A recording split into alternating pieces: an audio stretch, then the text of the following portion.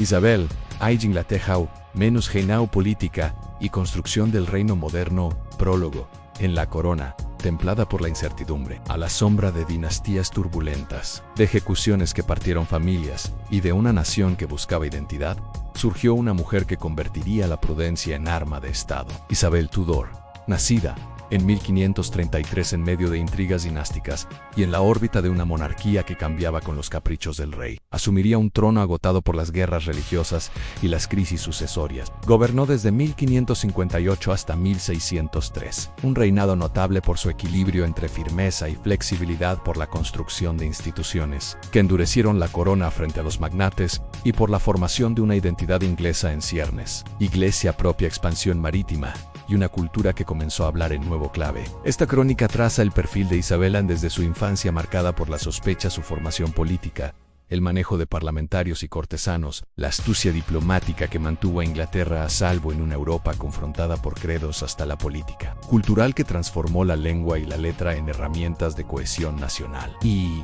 orígenes y la educación de la princesa, supervivencia entre sombras. Isabel nació en Greenwich el 7 de septiembre de 1533, hija de Enrique VIII y Ana Bolena. Su llegada no solo significó un nuevo heredero, sino la expresión de una política matrimonial que había cambiado la geografía religiosa de Europa. Isabel vino al mundo cuando la corona inglesa estaba en vías de ruptura con Roma. La caída y ejecución de su madre en 1536 marcaron sus primeros años con el estigma de la sospecha. Fue declarada ilegítima por su padre. Luego, reincorporada, vivió la alternancia de favor y marginalidad. Esa infancia enseña algo fundamental.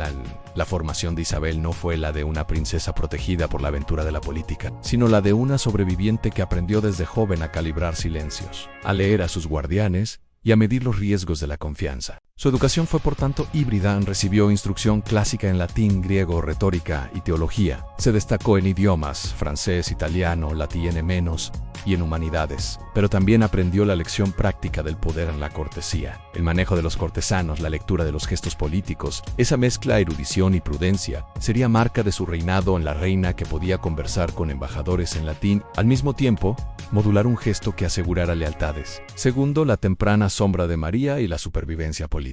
La muerte de Enrique VIII en 1547 y la sucesión de Eduardo VI abrieron un tiempo de puritanismo protestante. Tras la prematura muerte del joven rey, Isabel enfrentó la amenaza de ser desplazada frente a la restauración católica que representó María y la sangrienta. Durante el reinado de María 1553 a 1558, Isabel vivió una delicada situación, bajo sospecha de conspiraciones protestantes, censuras y presiones que podían costar la vida. Su habilidad para transitar ese periodo sin perder la cabeza fue en parte fortuna y en parte cálculo. Supo adoptar una conducta lo bastante discreta para no ofrecer pretextos fatales, a la vez mantener la red de apoyos que la esperaba si el tiempo cambiaba. La experiencia de vivir bajo una reina que perseguía la herejía dejó en Isabel lecciones profundas sobre los límites de la violencia religiosa y la necesidad de sostenibilidad política. Tercero, ascenso al trono en una coronación que fue pacto nacional. Cuando Isabel subió al trono en noviembre de 1558, Inglaterra estaba empobrecida,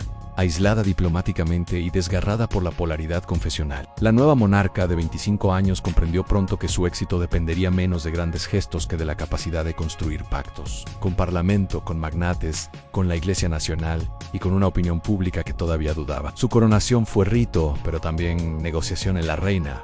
No pudo imponer una idiosincrasia personal sin buscar reconocimiento institucional. Por eso su política inicial fue conciliar apariencia y reforma. Restauró la primacía de la corona sobre la Iglesia, la Acta de Supremacía de 1559, pero lo hizo mediante una fórmula moderada, que abrió espacio para diversidad ritual dentro de un marco legal que consolidaba la independencia de Roma. En esa astucia definió su lema: no abolir subitamente, sino integrar a la nación en una solución que fortaleciera la corona y evitara revueltas. El acuerdo religioso de Isabel, que ha sido llamado compromiso isabelino, no resolvió todas las tensiones, pero creó una estructura de tolerancia forzada y de autoridad estatal que amortiguó choques violentos del gobierno y la relación con el parlamento en la corona que negocia. Isabel construyó una relación con el parlamento que es lección para entender la monarquía temprana moderna. No disolvió los parlamentos, los utilizó y los instrumentalizó como mecanismos para legitimar impuestos, leyes y medidas. Supo conceder y negar, otorgar honores y negociar mayorías, maniobrando entre la exigencia fiscal por la guerra y la necesidad de respaldo político. El Parlamento, devenido instrumento de gobierno, debía ser manejado y persuadido. Isabel lo hizo parte de su aparato: dar discursos, generar ceremonias, presentar proyectos que pudieron venderse como interés nacional. Pero no se trató de simple sumisión a la institución. La reina también protegió un aparato burocrático y una red de favores que le permitieron maniobrar sin depender totalmente de mayorías. Su habilidad consistió en alternar diplomacia interna, promesas, nombramientos y demostraciones de autoridad, procesos, destituciones cuando el riesgo lo exigía. El resultado fue consolidar un Estado más fuerte, donde la corona recuperó iniciativa política frente a magnates que en siglos anteriores habían puesto en riesgo la unidad territorial. 5.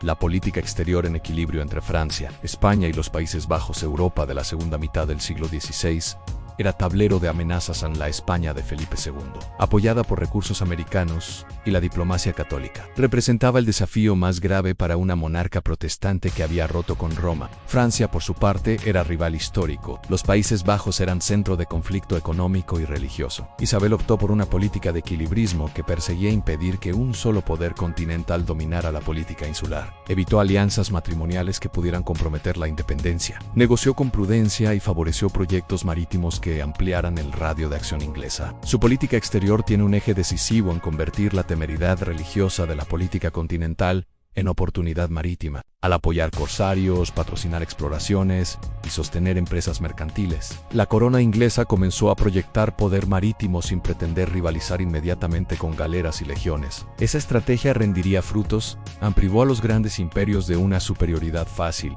y fue semilla de la proyectada expansión atlántica inglesa. Sexto, armada, corsarios y la economía de la mar. Del saqueo a la semilla imperial, la reina supo entender que la riqueza podía obtenerse por sendas no estrictamente estatales. A través de licencias privadas, patentes de corso, la corona legalizó ataques y empresas que actuaban contra barcos y posesiones de la corona española y de sus aliados, creando renta y experiencia naval. Nombres como Francis Drake se convirtieron en emblemas de una nueva política que mezclaba piratería con exploración y pretendida legitimidad nacional. Por otro lado, Isabel apoyó compañías que buscaban rutas comerciales y abrió fuentes de ingreso que se volverían esenciales para los futuros proyectos coloniales. Este uso pragmático de la mar tuvo coste y beneficio. Alimentó tensiones con España y aceleró la respuesta hispana. Sin embargo, la acumulación de experiencia naval, de tripulaciones formadas y de capitales reunió las condiciones para que Inglaterra en el siglo siguiente fuera potencia atlántica. La política isabelina de corsos y respaldo privado fue, en perspectiva, política de Estado embrionaria. Séptimo, la crisis de la Armada Invencible en prueba máxima del reinado. La confrontación con Felipe II alcanzó su cenit en 1588. Tras años de escaramuzas navales y de apoyo inglés a rebeliones en los Países Bajos, el rey español preparó lo que buscaba ser la restauración católica de Inglaterra en la famosa Armada Invencible. La respuesta isabelina fue múltiple en preparación naval, movilización de la marina, alianzas con escuadrones neerlandeses y, sobre todo, el uso de la geografía y de la táctica marítima. La derrota, o mejor dicho, la dispersión y destrucción parcial de la flota española por el tiempo, la táctica y la logística inglesa, fue tanto logro militar como fortuna meteorológica. Aún así, la victoria tuvo significado político inmenso. Consolidó la reputación de Isabel, alimentó el mito nacional y reforzó la legitimidad de la corona. Pero conviene matizar, en la derrota española, no fue una simple gesta moral, fue el resultado de decisiones tácticas acertadas, mejor mando naval y logística que supo aprovechar las circunstancias. Para Isabel, la victoria representó refrendo popular y supuso capital político para sus decisiones posteriores. Octavo, religión en la vía media isabelina entre convicción y política. La política religiosa de Isabel fue quizás su decisión más característica. Mantuvo una iglesia nacional que no era ni puramente católica ni radicalmente calvinista. El acta de uniformidad impuso un culto oficial, pero la flexibilidad en ritos y música y la tolerancia de prácticas privadas en ciertos ámbitos permitieron un grado de convivencia. Isabel misma prefería una liturgia que no fuera excesivamente austera. No deseaba la hegemonía de la confesión radical ni la vuelta a Roma en su célebre fórmula de no forzar conciencias de res y et rumina. Es idea resumida en su pragmatismo. manifestó que la política religiosa debía preservar la paz interna y la unidad de la corona. Esta política no estuvo exenta de críticos. A los puritanos la acusaron de tibieza. Los católicos la consideraron ilegítima, pero su objetivo político fue logrado. Una institución estatal de culto que reforzaba la centralidad de la corona y que reducía la posibilidad de guerras civiles desencadenadas por la disputa confesional, al menos en su primera etapa. Noveno, cultura, mecenazgo y la invención de la imagen nacional, el esplendor inglés. El reinado de Isabel coincidiría con una época cultural de notable vigor en el teatro. La música, la poesía y la imprenta se unieron para dar forma a una identidad nacional. La reina supo usar la cultura como instrumento de legitimación en patrocinios, festivales y ceremonias. Contribuyeron a construir su mitología personal, la Reina Virgen, símbolo de la nación y a enlazar la monarquía con emprendimientos artísticos que hablaban a la lengua y no solo al latín. La obra de dramaturgos como William Shakespeare, aunque no dependiente directamente de la corona, encontró en la salud pública de las artes un escenario propicio y contribuyó a la formación de un imaginario colectivo, donde la monarquía y la nación se reconocían. El culto a Isabel como ícono simbólico ofrecía representaciones donde la reina encarnaba virtud, cordura y la protección de la nación. Fue parte de su política. La corte se convirtió en showroom de poder, con trajes, misas de teatro y ceremonias que hablaron a la población. La cultura isabelina no solo entretuvo, construyó identidad y legitimidad, declive, sucesión y legado en la corona que sobrevivió a la reina. Los últimos años del reinado mostraron la dificultad de sostener un gobierno personalista. Isabel se enfrentó a cuestiones de trepadores, a crisis económicas y a conspiraciones. La ausencia de heredero, esa virginidad política que formó parte de su mito, dejó el problema de la sucesión abierto. La reina, prudente hasta el final, manejó discretamente la cuestión para evitar crisis abiertas. Cuando murió en 1603, la corona pasó a Jacobo VI de Escocia, Jacobo I de Inglaterra, lo que dio inicio a la unión dinástica que cambiaría la geografía política de las islas. El legado de Isabel es complejo y duradero. Fortaleció la corona, creó una iglesia nacional de estabilidad relativa, impulsó la expansión marítima que sería semilla del imperio futuro y contribuyó a que la lengua y la cultura inglesas encontraran formas de expresión masiva. Pero su reinado también dejó interrogantes en la centralización del poder, el uso de la retribución y el favor como mecanismos de gobierno, y la dependencia creciente en la iniciativa naval privada para obtener recursos y proyección. Aún así, su éxito radica en haber transformado una monarquía débil y fracturada en una institución más cohesionada y capaz de actuar en el concierto europeo. Epílogo en Isabel como síntesis de prudencia y ambición estatal. La figura de Isabel y remite a una lección política. El arte de gobernar no es solo ejercicio de voluntad, sino la capacidad de traducir interés particular en proyecto nacional. Supo conciliar erudición y teatralidad, firmeza y flexibilidad, construyó paces internas y proyectó el poder hacia la mar. Su reinado modeló el rumbo de la Inglaterra moderna en la corona más central, un estado fiscal más competente, una diplomacia de equilibrio y una cultura que sostuvo la identidad. Fue reina que monetizó la prudencia y elevó la representación a instrumento de gobierno. Legado cultural y político, Isabel dejó una Inglaterra más cohesionada, una iglesia nacional legalmente consolidada, una marina que ya podía aspirar al dominio atlántico y una cultura que habló en inglés con autoridad. Fue además constructora de mitos a la Reina Virgen, la soberana prudente y la capitana que sostuvo la fragilidad nacional frente a gigantes. Esa historia, parte política, parte teatral, sirvió a la nación para imaginar una continuidad, la monarquía como garante de estabilidad y la cultura como vehículo de identidad. Sier definitivo, la reina que forjó un reino en lugares inciertos. Isabel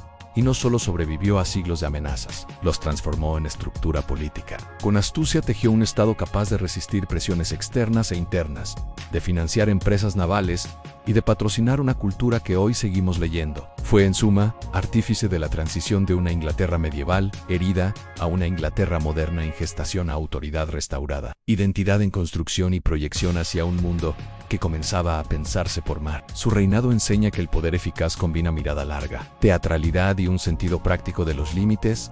La política es a menudo la economía de lo posible. Isabel gobernó dentro de esos contornos, dejando al mundo una corona más firme y una nación lista para mirar más allá de sus costas. Su legado perdura y su visión inspira a muchos. Si te gustó este video, no olvides suscribirte al canal, darle like y activar la campanita para recibir notificaciones cada vez que subamos un nuevo contenido. Hasta la próxima.